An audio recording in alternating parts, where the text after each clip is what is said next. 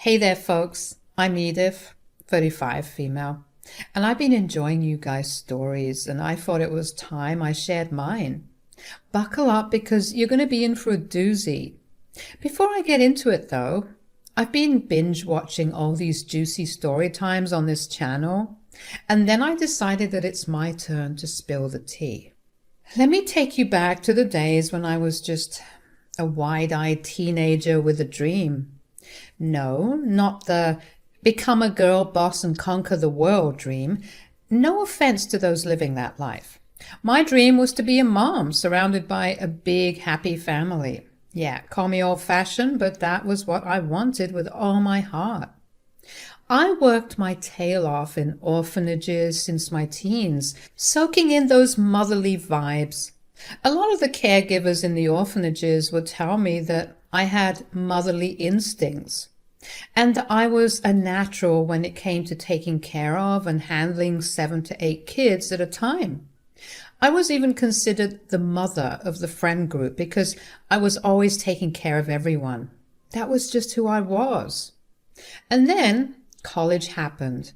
I was majoring in social studies with a minor in child development. I was well on my way to making sure I could be the best mom I could be. Then I met Morton, the dude studying literature like he was trying to make Shakespeare shake in his boots. We fell in love and life was all sunshine and rainbows. Our families clicked like Legos, envisioning a beautiful, blissful future for us. Morton, being the romantic sap he was, popped the question through a poem, and I, of course, said yes. Now, here's where my life took a turn I never saw coming. Coming from a traditional background, I decided to save myself for marriage, if you catch my drift. With that being said, Morton and I decided not to move in together until we were actually married so as not to get tempted. So we had never lived with each other, meaning I never knew what kind of housemate, partner Morton would be like. So the day finally came and Morton and I said our I do's. The moment was pure magic, like a scene out of rom-com, but oh boy, when we moved in together after tying the knot, the honeymoon phase crashed and burned faster than a paper plane in a storm.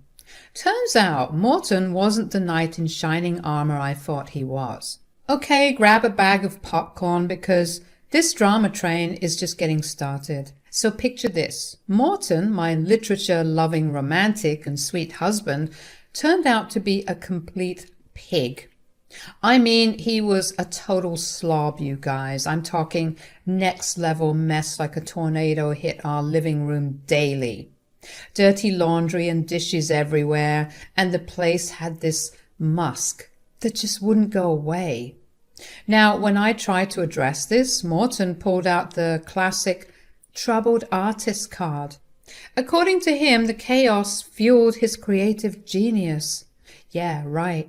I'd call him out on it, and let me tell you, those arguments were like a rock concert without the music, loud and chaotic. Morton, we need to talk. Oh, what's up, Edith? It's about this mess, Morton. I can't keep cleaning up after you. It's like living in a garbage dump. Come on, Edith, it's not that bad. Not that bad? I can barely see the floor sometimes. You know I'm a creative soul. This chaos fuels my artistic brilliance. Artistic brilliance? Morton, we're not living in a bohemian fantasy. We're adults. And this place is a disaster. You just don't understand, Edith. This is how I work.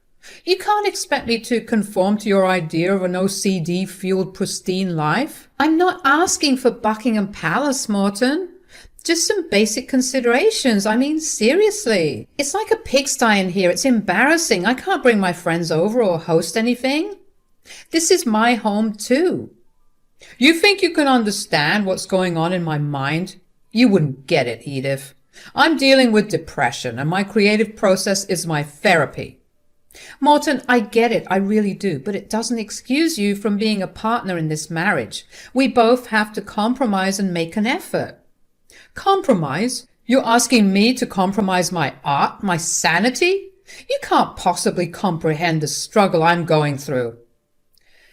Morton, I want to support you, but you need to meet me halfway. This can't be a one-way street. Maybe you should have just thought about that before marrying an artist, Edith. I didn't sign up for a messy house and a neglectful husband. We need to figure this out together. Well, figure it out, Edith, because this is who I am. And it wasn't just the clutter. Morton had this knack for being a selfish lover.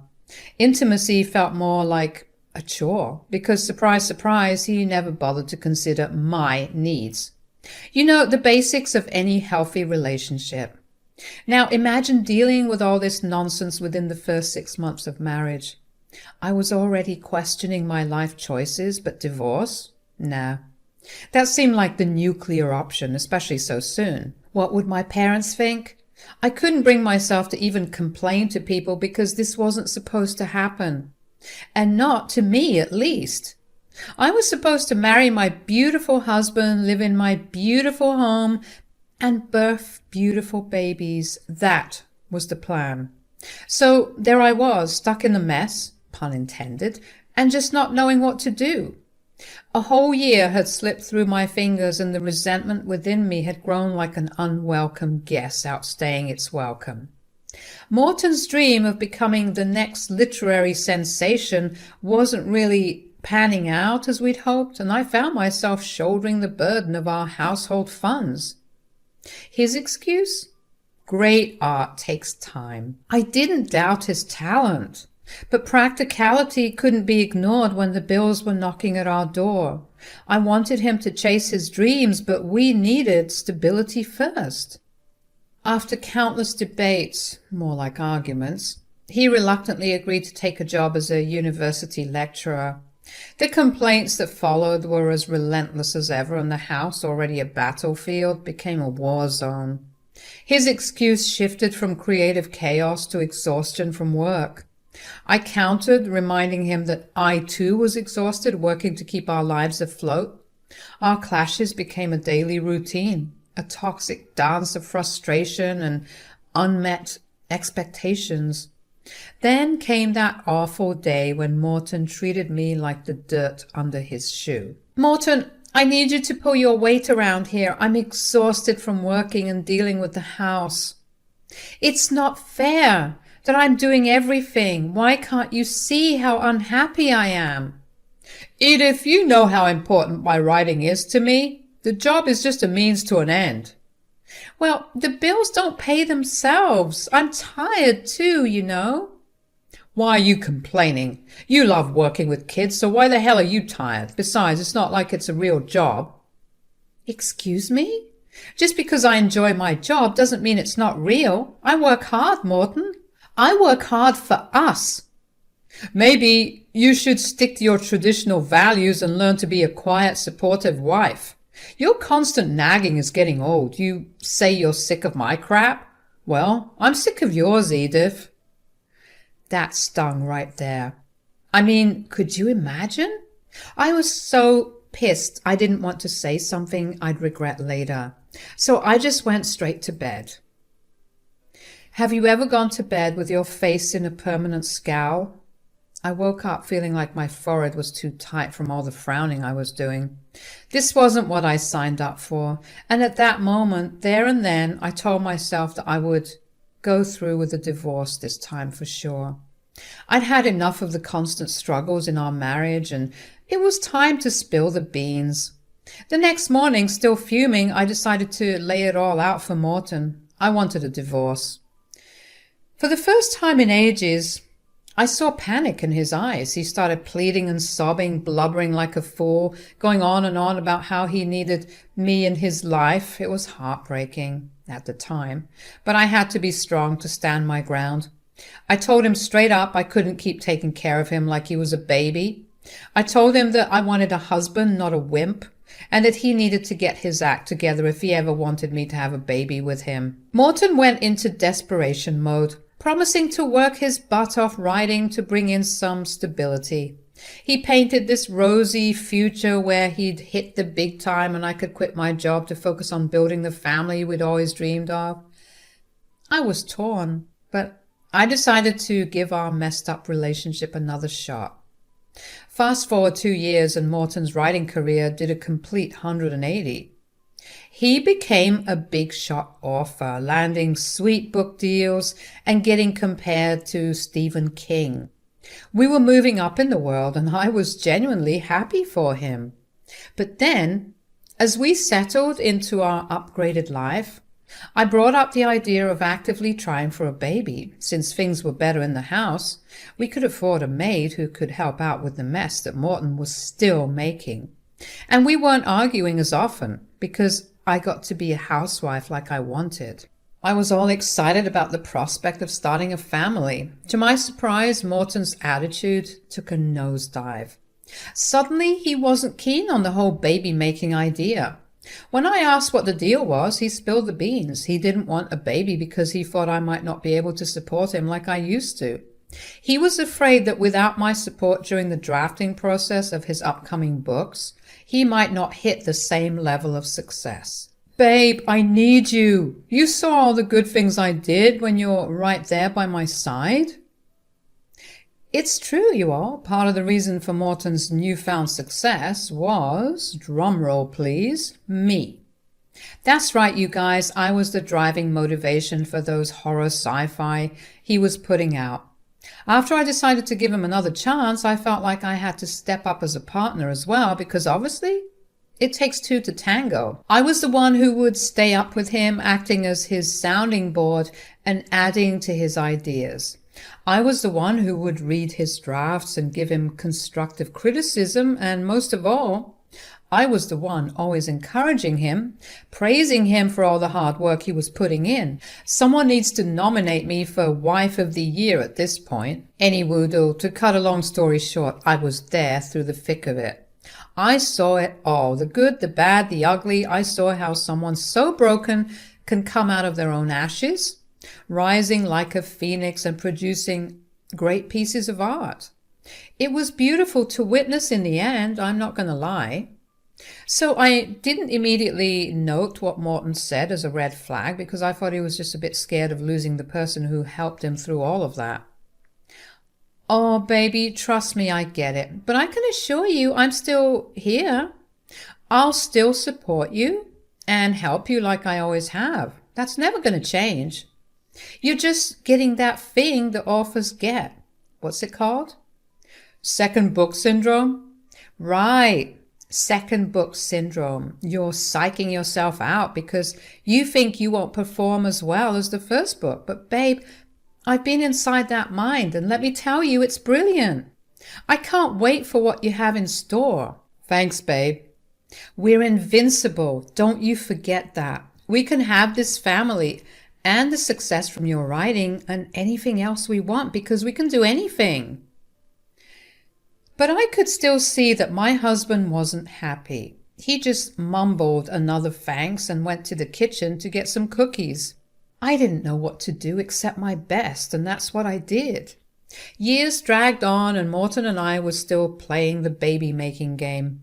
But nothing was happening. I was surprised because I would often get my fertility checked and I would tell Morton to do the same. I would want us to go together, but he was always somehow busy, so I told him that he needed to get his fertility checked so that we could help our chances. We would both come back fine with good levels of fertility, so I was wondering why I wasn't getting pregnant. This was making it hard on me, I'm not going to lie, because every year I celebrated my birthday, I was reminded that I was getting older. And soon enough, I wouldn't be able to have kids. Morton kept telling me that when the time was right, it would happen, but it wasn't doing much to soothe my worries. Time was ticking away and I could feel the pressure mounting. On top of that, Morton's writing career hit a slump. He was losing motivation and he was taking his sweet time producing a new book. But because he had a deadline, he ended up churning out a half-assed excuse for creativity. As you can imagine, this new book didn't live up to the first one, and we were extremely disappointed. This sent Morton into a very dark place, drowning in depression. Once again, I found myself picking up the pieces and being the supportive partner. juggling his crap and mine at the same time, and let me tell you, it wasn't easy. Luckily, the first book's success meant we could still manage comfortably on royalties, at least for a while. But as finances tightened, we had to let go of the maids, so I'm pretty sure you know what that meant.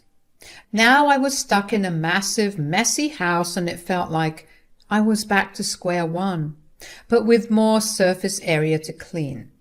Frustration bubbled up, and I confronted Morton yet again for the billionth time, asking him what his deal was.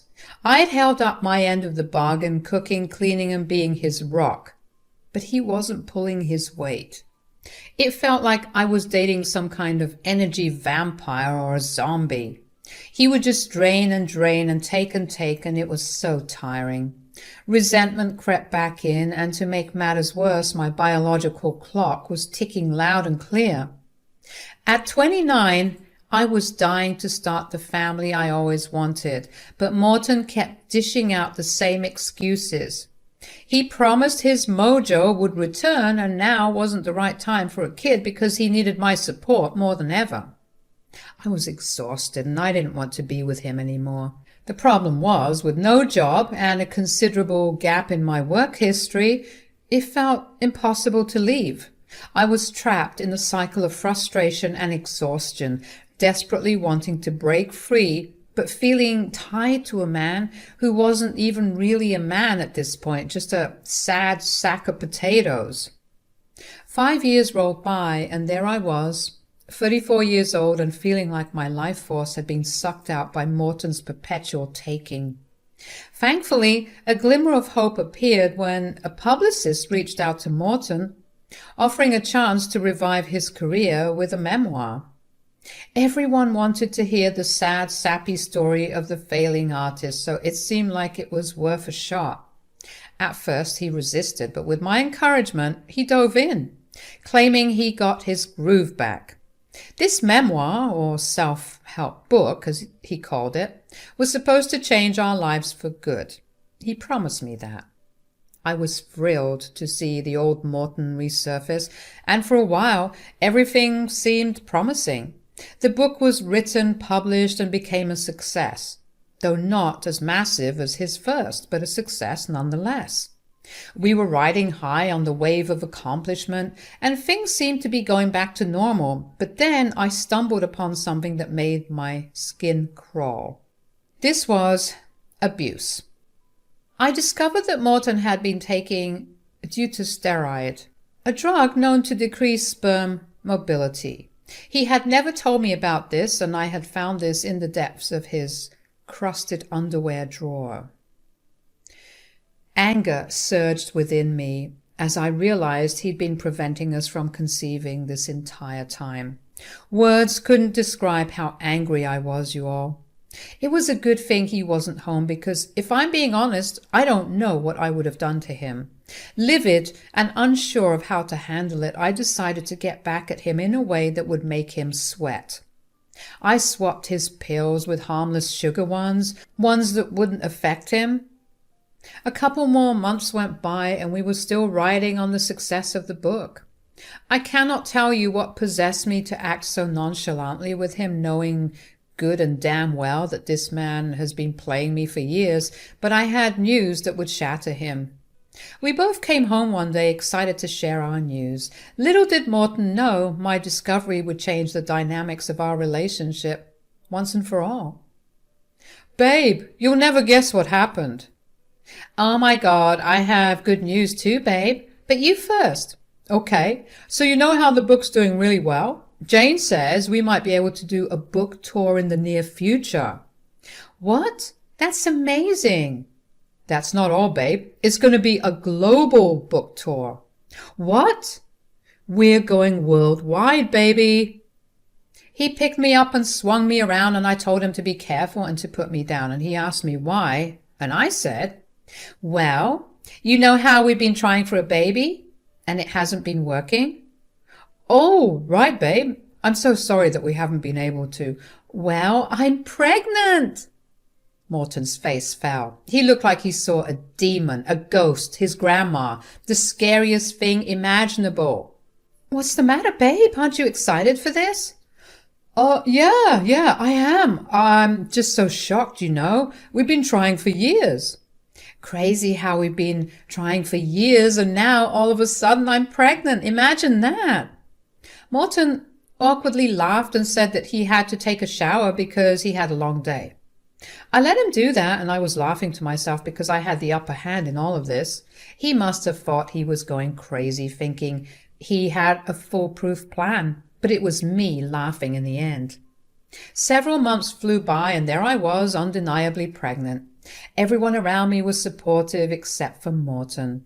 With each passing month and each new fruit I compared the baby's size to, Morton seemed to grow more distant. He claimed he needed to focus on his work and the upcoming world tour. It was surprising, considering he was the one afraid I wouldn't have time for him anymore. But now the roles were reversed. I didn't feel bad for swapping out those pills. The least that man could do was give me one child after everything I'd been through. As the months progressed, Morton showed less and less support. When I was 7 months pregnant, he dropped the bomb. He had to go on a world tour lasting 9 months. What the hell are you talking about? It's happening, baby. I'm going on tour and I leave tomorrow. I was shocked and angry. The baby was practically crowning and he wanted to go on a world tour? Not on my watch. When I talked to Jane, the publicist, she mentioned that the tour wasn't supposed to happen for another year. Ever since she found out about the pregnancy, she pushed it back so we could focus on our family, which was very sweet of her. I explained this to Morton, clearly asking for some information to fill in the gaps, and that's when Morton casually said, I told Jane to put the world tour back on the original scheduling. What? Are you forgetting that you have a child on the way? This idiot then told me that he needed to ride his wave of success ASAP, or he would flop again. His words. I told him I needed him for the birth and to help take care of the baby for the first few months, and that's always the hardest part. But Morton wouldn't budge. His flight was in the morning, and there was nothing I could do to stop him. 9 months had passed, and Morton was set to come back from his world tour. During that time, I had given birth to a beautiful baby girl, and I was taking care of her by myself. Having my baby with me brought immense joy. It made all those years of suffering with that idiot worth it, because without those years, I never would have gotten the chance to meet my beautiful angel. Even though I was so happy, I couldn't shake off the anger towards Morton for all the crap he put me through. I kept tabs on Morton, resentfully watching his interviews. In one interview, someone asked him about his feelings about becoming a father. Let me tell you, Morton acted like he was the best father in the world. He claimed he loved that baby to death, gushing about her. It made me want to vomit. Clearly, I had married a psychopath. It was a shame it took me this long to realize it. This was the straw, you guys, the straw that broke the camel's back. I refused to give him any information about the baby, not that he asked about it anyway. His little stunt with those pills and not choosing to be present for the birth and life of our child had pushed me over the edge. I decided to get divorce papers and talk to a lawyer about suing Morton for intentionally withholding information about the pills. I saw it as a form of abuse, and screw anyone who says or thinks otherwise. We were well into the process of getting everything sorted when Morton came home after his world tour. I prepared for his return by ensuring that our daughter was with her grandmother so he wouldn't even get the chance to see her. When Morton arrived, the first thing he said was, "Where's my daughter? Where is she?" Why, so you can exploit her for money and views? Edith, please, I'm not in the mood for this. Then I'm really going to bust your bubble because you'll never get to see her face. Oh, yeah? Let's see how well that holds up in court. Why not? That's when I threw the divorce papers in his face. Morton was utterly shocked when that happened. As he started reading them, his eyes widened, especially when he reached the clause about him hiding the pills. In disbelief, he muttered, "How did you know about the pills?" I couldn't help but laugh, telling him he was an idiot if he thought that I'd never find out. Then I really let him have it, laying out all the crap he had put me through since the beginning, detailing everything and how I'd been there for him, but all he did was make me depressed. Morton tried to defend himself, claiming he was a victim and took those pills because he wasn't ready to become a father. No, it was because you weren't ready to become a man. I should have known better. I was stupid for ever being with a man like you. I said a lot of things. I called him a crazy, lazy, selfish a-hole.